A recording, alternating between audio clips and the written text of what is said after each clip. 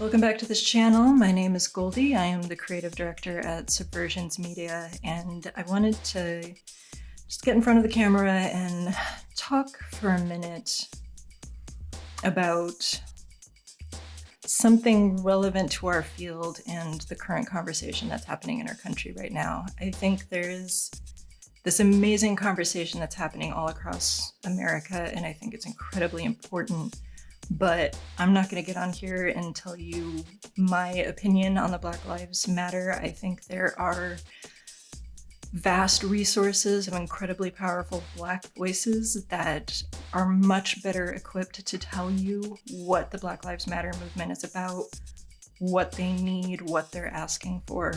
So I highly encourage you to find those videos, find those articles, listen to those Black voices, reach out to community organizations in your community and find out what they need, what their demands are, how you can donate, how you need to vote to support them, and how you can participate in moving this conversation forward and helping create actual lasting change.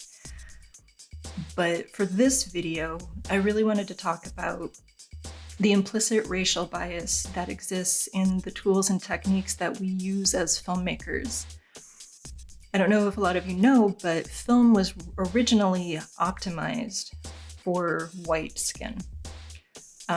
It didn't really take the technology built into film, never really took into consideration darker skin tones. So you would end up with dark-skinned people being muddy, facial features would be lost and indistinguishable.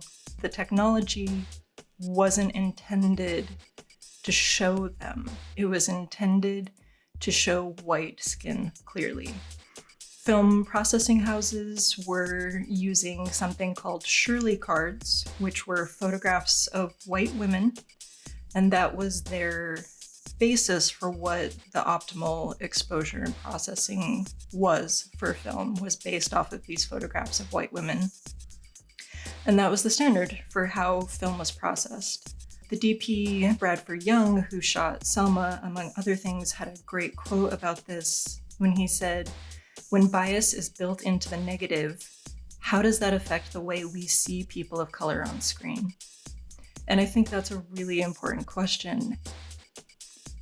Currently, there's been a lot of push in the industry to amplify diverse voices in filmmaking. There's been a push for more women and people of color in the director's chair, as cinematographers, as writers. But when it comes to the actual filming of people of color, how do we best tell those diverse stories if we aren't using the techniques to make them visible on screen?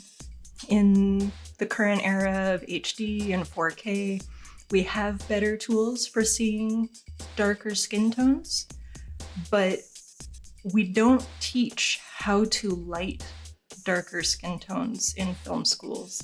The lighting techniques that we are taught in film school, the standard lighting techniques we use, the light metering settings that we use, all of this stuff that we're taught doesn't take into consideration darker skin tones. I know Ava DuVernay has also talked about how often Black actors and people with darker skin tones just aren't lit properly in films and in TV. And when the TV show Insecure came out, written and starring Issa Rae, it received so much media attention because of the way that it lit its Black actors. And the cinematographer, Ava Berkofsky, did this great article with Mike, this great interview with Mike, and I'll add the link to that article below, about, about the lighting techniques that she used to light that show. And the fact that in 2017, it was so revolutionary that someone was using lighting techniques specifically designed to sculpt Black actors is crazy. That wasn't even an active part of the conversation of how we shoot things at least I had never heard it as a part of the conversation, the filmmaking conversation, until Insecure in 2017. So when I shot my short film last year, knowing that most of my cast were people of color, I sent that article to my DP and we discussed how we were going to light, being very conscientious of the fact that most of our actors were not white, and just made that a part of the pre-production conversation and an intentional part of our approach to production. And I would challenge you to do research into techniques and tools that will help you better light people of different skin tones. What are the light meter readings that are most helpful for darker skin? What are lighting techniques that help you see darker skinned people in a darker scene? How do you deal with people of different skin tones in one shot? Do the research to do that right before you get on set, so that we aren't just lighting for the lightest person on the scene and leaving everyone else in shadow. If we want to genuinely tell diverse stories, we have to use the tools and techniques at our disposal to make them truly visible. So I guess the takeaway from this video is that there is implicit bias in our tools and techniques. I would encourage you to learn techniques that allow you to shoot a broader range of human beings in an effective way. And if you're an educator, I challenge you to teach those techniques. That was never addressed when I was in school. And I think it's an important part of the conversation that's missing, an important part of the education that's missing.